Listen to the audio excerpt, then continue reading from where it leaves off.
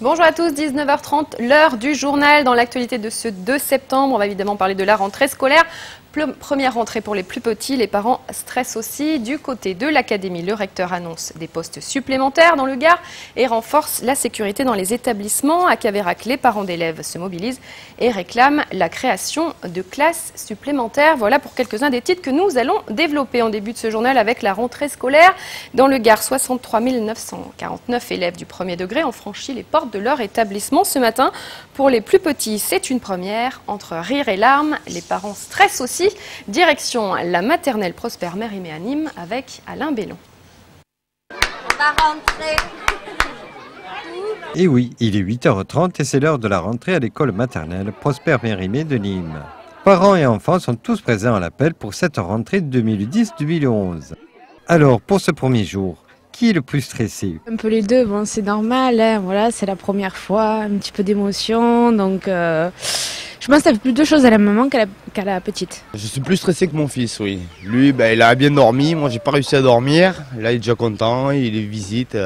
C'est surtout le stress des enfants, c'est surtout la fin des vacances où il faut reprendre le rythme en douceur, mais fermement aussi. Pas du tout stressé, notre enfant est content d'aller à l'école, donc les vacances sont bien passées et sans stress. Alors, qu'est-ce que tu vas faire à l'école? Tu vas jouer, tu vas travailler? Je vais jouer. Travailler et en même temps jouer, maman. On ne peut pas travailler et jouer en même temps. Et toi, tu es content de rentrer à l'école aussi? Oui. Après l'appel, tout ce petit monde se dirige en classe. Mais quel sera le programme de cette journée de rentrée? Le travail essentiel sur la première journée, c'est l'accueil. Donc un bon accueil pour rassurer, vous avez vu, d'abord les parents et ensuite les enfants. Donc c'est un jour un peu plus libre, où les enfants retrouvent les habitudes de la classe, de l'école, les jeux. Et puis ensuite, on va rapidement passer au travail. Les 104 élèves de l'école maternelle Prosper Mérimée sont dans leur classe. Et là, les parents doivent partir. T'en fais pas, mon petit loup, c'est la vie, ne pleure pas. Tu oublieras, mon petit loup, ne pleure pas. Alors, toujours stressé? Ça y est, le stress est retombé, ça va beaucoup mieux, on va pouvoir aller souffler un petit peu. Bon, ça va, c'est bien passé, on est content. Voilà, beaucoup d'émotions et de stress, mais tout s'est bien passé ce matin. 135 000 élèves gardois ont rejoint leur classe. Des effectifs en légère hausse, plus 0,9% de la maternelle au lycée. Du coup, le recteur annonce des créations de postes dans le Gard. 24 professeurs des écoles du premier degré viennent renforcer les effectifs pour les collèges. 19 postes ont été créés. Autre mesure phare cette année, la volonté de renforcer la sécurité dans les établissements. On écoute le recteur de l'Académie de Montpellier. On ne peut pas travailler dans de bonnes conditions si malheureusement il y a des problèmes, soit à l'intérieur de l'établissement, soit ce qui est surtout le cas dès que l'on franchit les grilles de l'établissement. Oui, dans le Gard, il y a, c'est un constat, des problèmes particuliers qu'il ne faut pas surestimer, mais qui existent. C'est pourquoi dans 2 lycées, au lycée d'Arboux et au lycée à Nîmes et au lycée Jean-Baptiste Dumas à l'Est, nous allons mettre en place un système de lien avec la police plus institutionnalisée, plus pérenne, c'est ce qu'on va appeler le policier référent, de manière à ce que les contacts soient plus étroits. Non pas, je dirais, ils ne sont pas là pour sanctionner, pour dresser des procès-verbales, mais au contraire, pour faire de la prévention, pour détecter les problèmes avant qu'ils se posent et pour nous aider à y trouver des solutions. Renforcement donc de la sécurité dans les établissements. Même si des postes d'enseignants ont été créés pour les syndicats de professeurs et les associations de parents d'élèves, ce n'est pas suffisant. Ce matin, plusieurs écoles ont été bloquées à Uzès ou encore à Caveyrac. Les parents d'élèves réclament la création de classes supplémentaires. On se retrouve avec des classes ici qui sont jusqu'à 29 élèves et sur un maximum de classes, on a quand même sur 9 classes, 5 classes qui se retrouvent à 28 voire 29 élèves et donc ça pose forcément un problème au niveau de l'éducation. Ça fait 2 ans qu'on nous retire une classe en fait. Et cette année, il nous avait bien dit qu'il y avait une forte possibilité de retrouver une classe, que c'est pas parce qu'il nous en a enlevé une de plus l'année dernière qu'il ne nous la rajouterait pas cette année. Et là, cette année, on ne tient pas du tout le même discours et c'est pour ça qu'on essaye, je pense qu'on a une argumentation solide qui va nous permettre justement de pouvoir à nouveau reprendre le poste que nous avions perdu l'année dernière.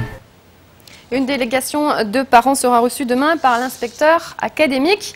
Du côté des collèges, le président du département a aujourd'hui effectué sa rentrée. Sur les 53 collèges que le département a en charge, Damien Alary en a visité 3, à Sommières, Alès et Nîmes, où l'a suivi Olivier Michel. Rentrée scolaire et politique pour Damien Alary. À Nîmes, il s'est rendu au Mas de Mingues au collège Jules Vallès où il a annoncé la construction d'un nouvel établissement d'ici 2015, tout comme d'ailleurs à Galargues-le-Montieu et à Aubord. Le département consacrera ainsi 34 millions d'euros à la modernisation des 53 collèges en 2010. Si on ne prévoit pas aujourd'hui ces collèges-là, on aura fait faux. En plus, à quoi sert de transporter des élèves avec des moyens, des cars qu'on met à disposition, alors que ces élèves peuvent aller sur place à un collège. Donc on a déposé le permis de construire à Galargues.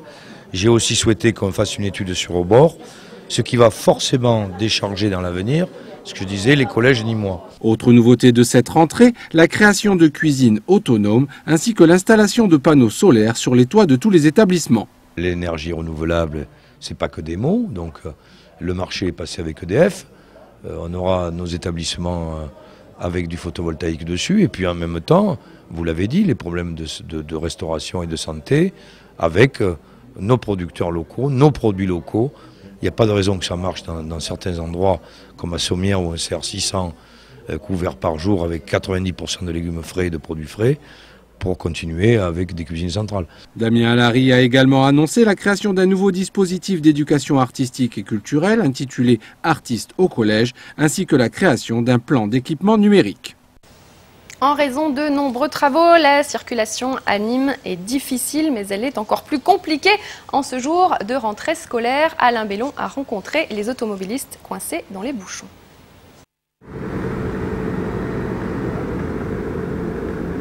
Avec les travaux, c'est pas trop évident quand même. Surtout le matin.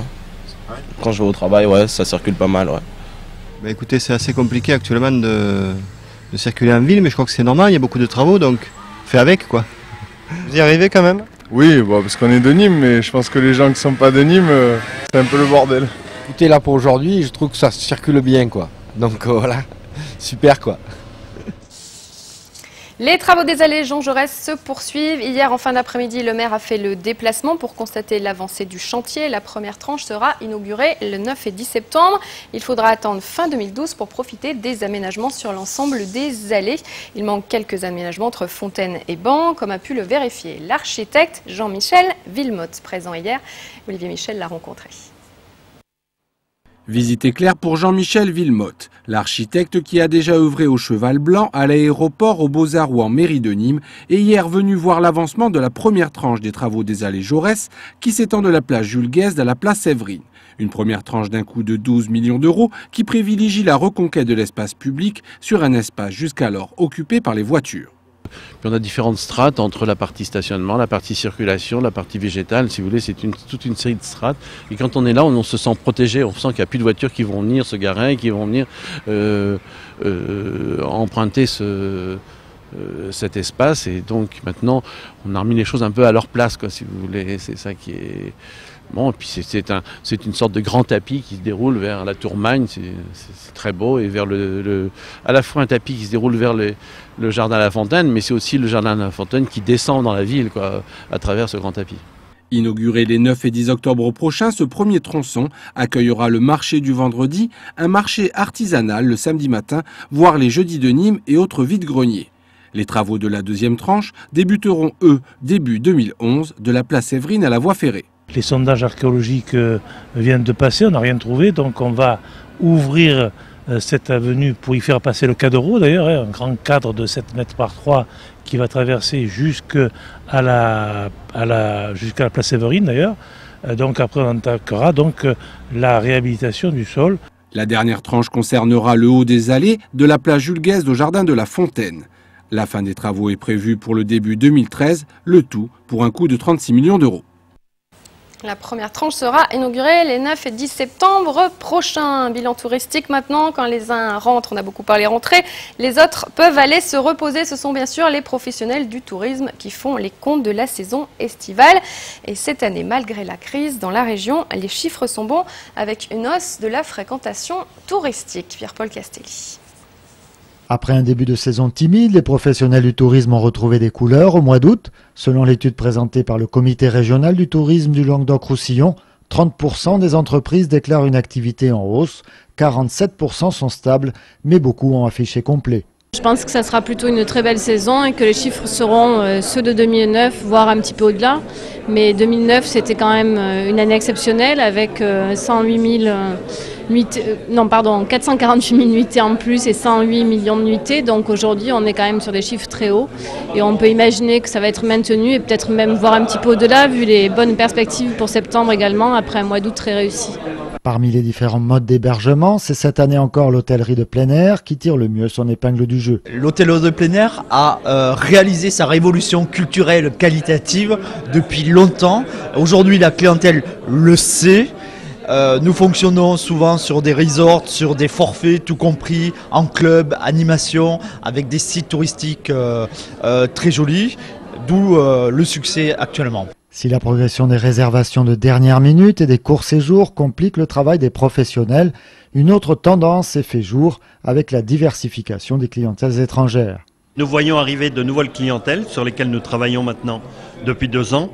Amérique du Sud, en particulier le Brésil, les Américains qui reviennent en force et qui sont très intéressés par le patrimoine mondial, ils y sont très sensibles. Des Russes qui quittent la Côte d'Azur pour venir dans notre région. Et ça correspond aux actions que nous menons sur ces marchés. Ça nous conforte dans nos projets et dans notre stratégie. Pour que 2010 soit une aussi bonne année que 2009, il faudra un bon mois de septembre. C'est bien parti pour les professionnels qui jugent satisfaisant à 85% l'état de leur réservation. Voilà pour l'essentiel de l'actualité. Tout de suite après le journal, vous retrouverez Croco, les prolongations. En attendant la rencontre qui aura lieu le 10 septembre, Nîmes se déplace à Angers. On parle de la nouvelle recrue Olivier Davidas et du départ de Jean-Jacques Mandrecki.